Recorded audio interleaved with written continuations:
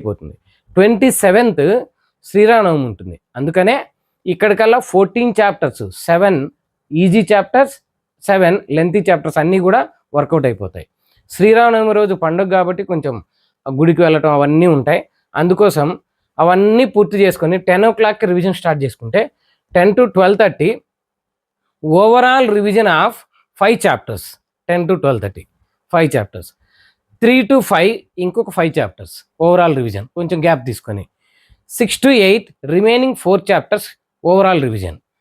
9 to 9:30 all graphs and constructions work out చేసుకుంటే all chapters second time overall revision చేసుకున్నట్టు ఉంటుంది.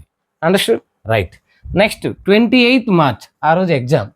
5 o'clock ఇస్తే 5 to 7:30 2.5 hours quick revision చేసుకొని ప్రతి చాప్టరు థియరీ ఆల్రెడీ ప్రాక్టీస్ చేసుకున్న ప్రాబ్లమ్స్ అట్లా ఓవరాల్గా ఎట్ ఎ గ్లాన్స్ చూసేసుకుంటా క్విక్ రివిజన్ చేసుకుంటే 2.5 hours 14 చాప్టర్స్ అయిపోతాయి.